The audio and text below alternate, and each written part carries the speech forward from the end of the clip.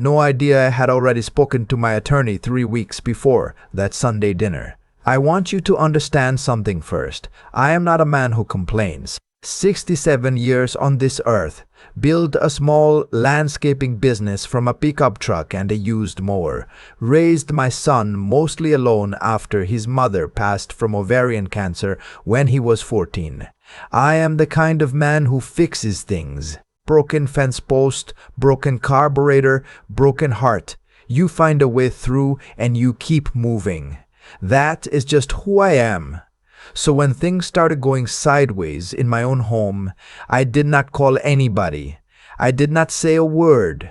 I watched and I waited, and I tried to tell myself I was reading it wrong. I was not reading it wrong. My name is Arthur. I am 67 years old. I lived in a 4-bedroom house in Greenville, South Carolina. My son Conrad is 31. His wife Diane is 28. They moved in with me 18 months ago. Let me back up. Conrad had a good job in commercial real estate up in Charlotte. He was doing well, or so I thought. Then the market slowed, his firm downsized, and he called me one evening sounding like he was 14 years old again, the same voice he used the night I had to tell him his mother was gone. He said, "Dad, I just need a few months to regroup. Me and Diane, we won't be any trouble." I did not hesitate, not for a second. This is my son. This is my blood. I said, "Come home. Your rooms are here. I have 4 bedrooms. The master is mine." Conrad and Diane took the 2nd bedroom. The 3rd I use as a home office for my business. I still run the landscaping company. I still go out 3 days a week. I am not dead yet. The 4th was a guest room, always had been. My sister visits from Memphis every Thanksgiving. For the first 2 months it was fine. Strained in the small ways that happen when adults share space, but fine. Conrad was applying for jobs. Diane was working remotely, some kind of marketing coordinator position. We ate dinner together a few nights a week. I gave them their privacy. Then Diane got pregnant. I want to be fair here. A baby is a blessing. I mean that genuinely. I cried when Conrad told me. Happy tears, the first time I had cried happy since his mother was alive. I said, "That child is going to be so loved," and I meant every word. But something shifted in Diane after that announcement. I noticed it slowly, the way you notice a smell before you can name it. She started talking about space constantly, how the house needed to be reorganized, how the baby would need a nursery, how the current arrangement was not sustainable. These were all said to Conrad in conversations I was not supposed to overhear, but definitely was meant to overhear. Then one evening she sat down across from me at the kitchen table, very deliberate, like she had practiced it, and said, "Arthur, we've been thinking the guest room would be perfect for a nursery. Obviously, we'd need your office space too, for Conrad to work from home." She smiled. "We were hoping you'd consider moving your office down to the garage." The garage. My garage has no heat, no air conditioning, and shares a wall with the lawn equipment I store there. But I said I would think about it. I did not move my office to the garage. I kept my office where it was. I said I could easily convert the guest room into a nursery and that Conrad could use a corner of the living room for his desk.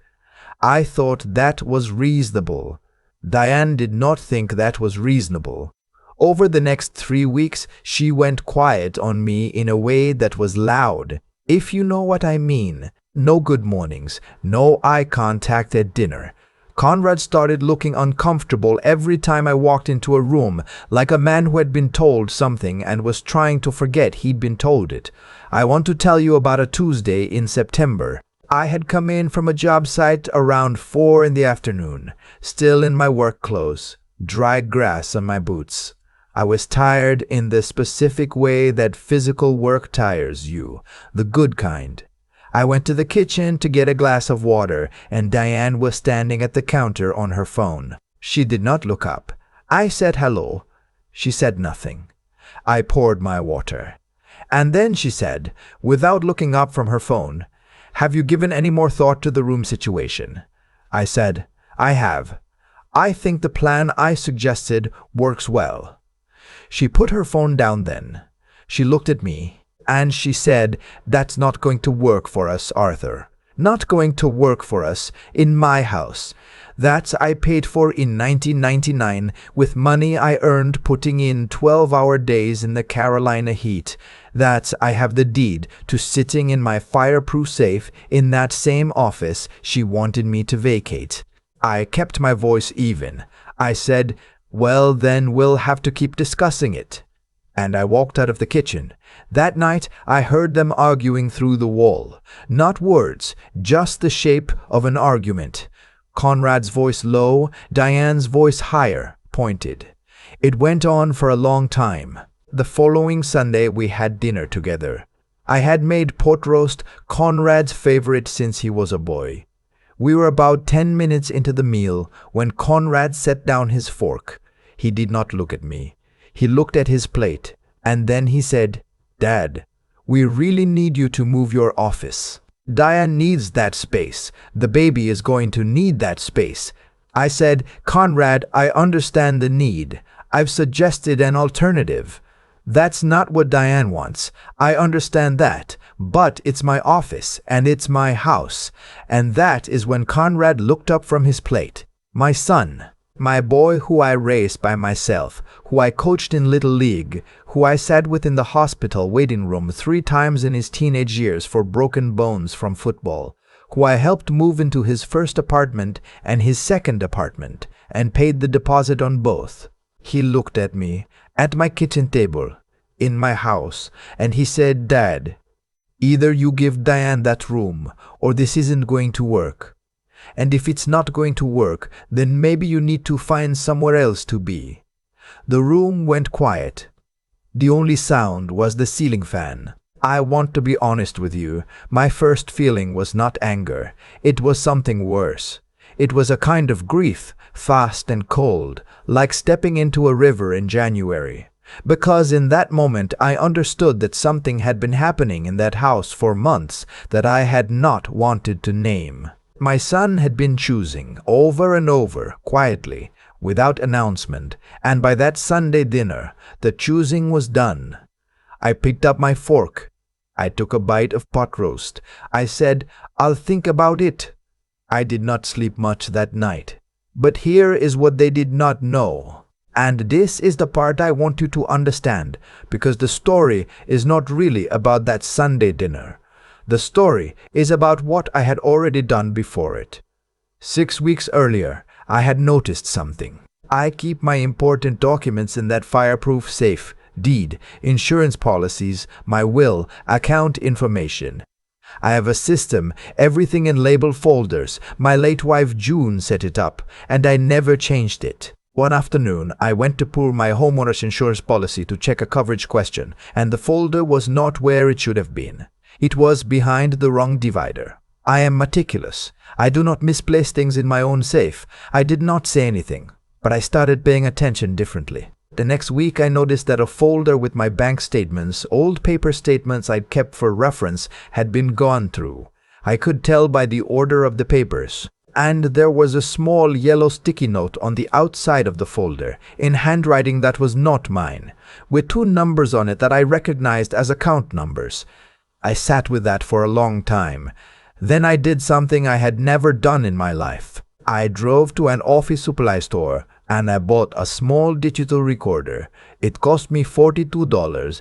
I put it in the kitchen, slipped behind the utensil crock on the counter facing the room.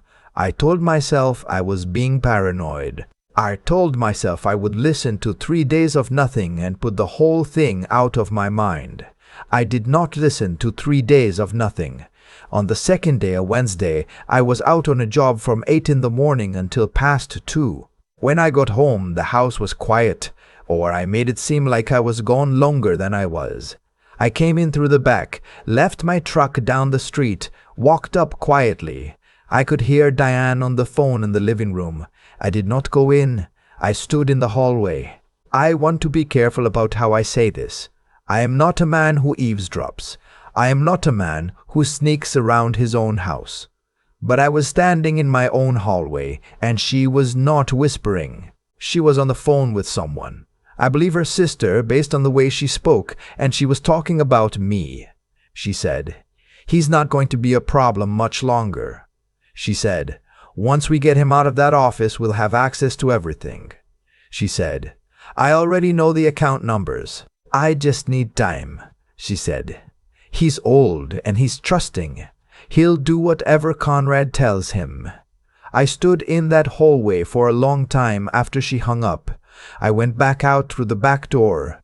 I walked to my truck. I sat in the driver's seat, and I looked at my hands on the steering wheel for a while, these old, beat-up hands that built everything I have, and I thought about June.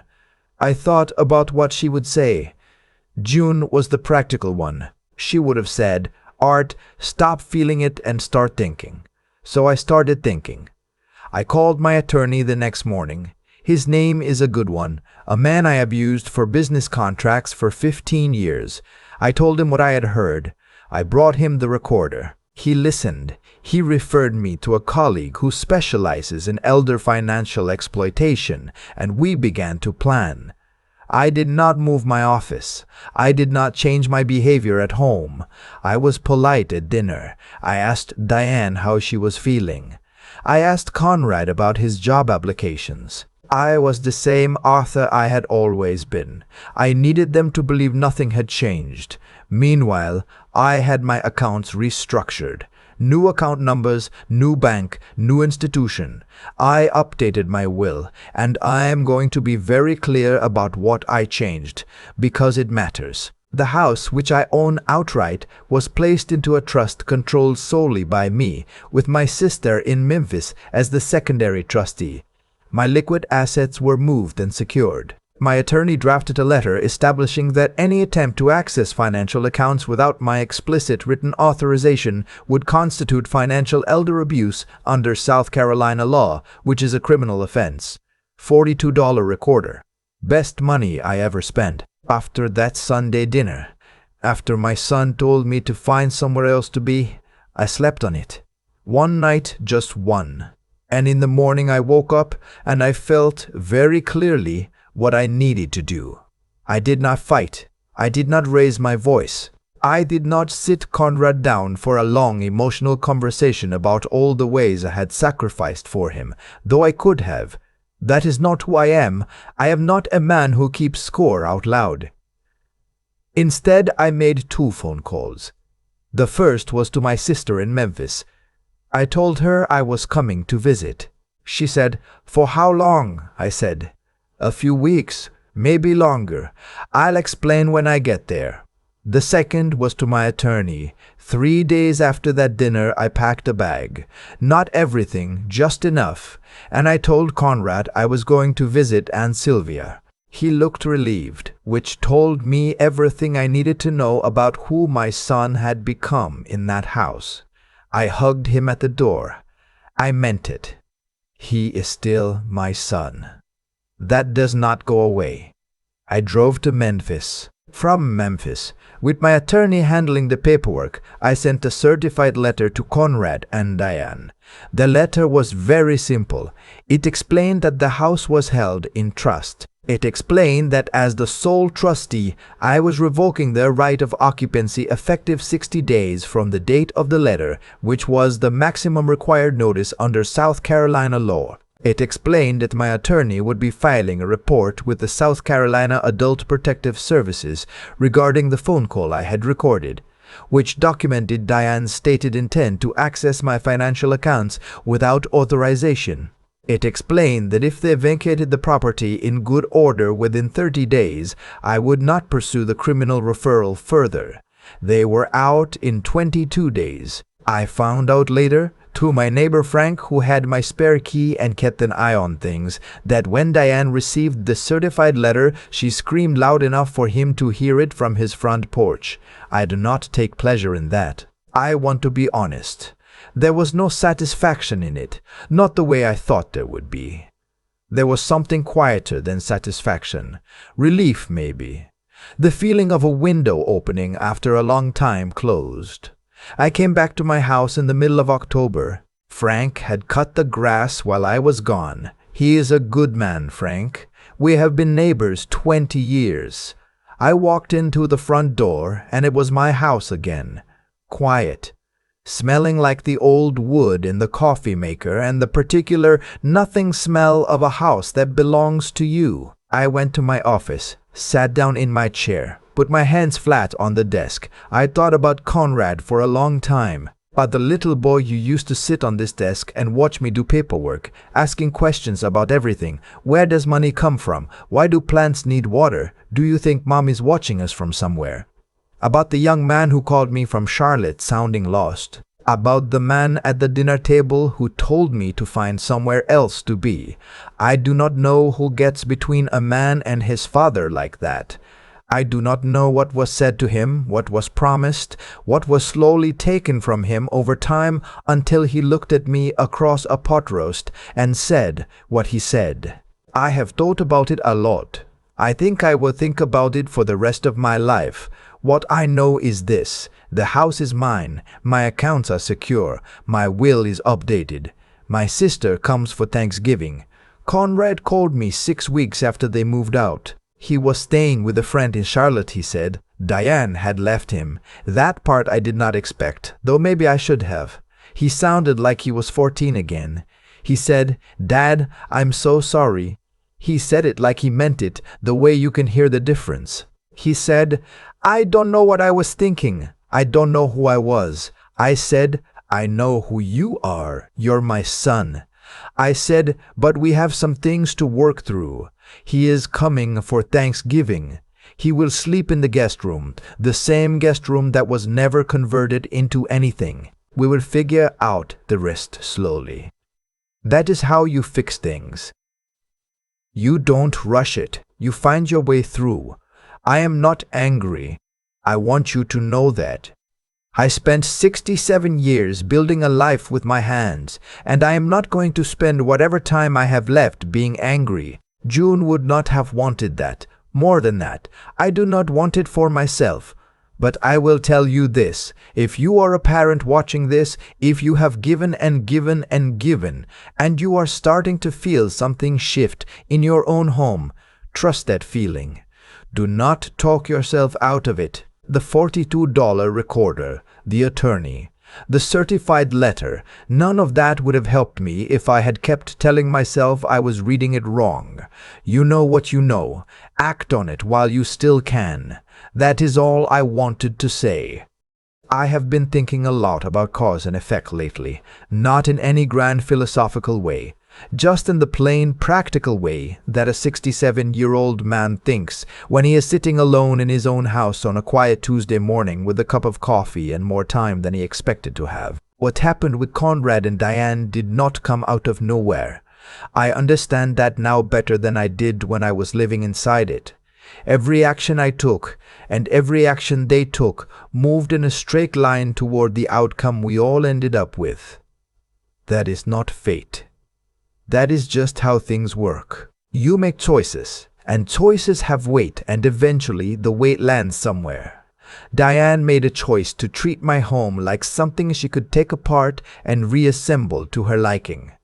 Conrad made a choice over and over to let her. I made a choice, first to ignore what I was seeing, and then, when I could not ignore it anymore, to act on it quietly and carefully. Each of those choices led directly to where we ended up. There is no mystery in it. There is no luck, good or bad. There is only what people decide to do when they think no one is watching. The thing about integrity is that it does not announce itself. I did not know I had it in me to stay calm at that dinner table. I did not know I had it in me to drive home from that recording, sit with what I had heard, and choose strategy over reaction. I am not a patient man by nature. I have a temper. Ask anyone who has worked a job site with me on a 100-degree afternoon. But something in me understood that anger was not going to protect what I had built. Only clear thinking was going to do that. That is what I want to pass on if I can. Not the specific steps, the attorney, the trust, the recorder. Those are just tools. What matters is the decision to stay sharp when everything in you wants to fall apart. To keep your head when someone you love is behaving in a way that breaks your heart. To do the hard, unglamorous, undramatic work of protecting yourself and your life even when it feels cold and businesslike and nothing like the relationship you thought you had. Conrad is coming for Thanksgiving. We have not talked about everything yet. We probably will not settle it all in one visit. That is fine. I am not in a hurry. I raised him, and somewhere underneath what Diane made of him for a while, the kids I raised is still there. I heard it in his voice on the phone. I believe in that, but I also believe this. Love without self-respect is not love. It is just a habit of giving that teaches the people around you they do not need to earn anything. I should have understood that earlier. I let things go too long because I did not want to see what I was seeing. That is on me. The lesson I carry from all of this is not about what they did. It is about the moment I stopped pretending I did not know. Trust what you know. Act on it. The rest tends to follow.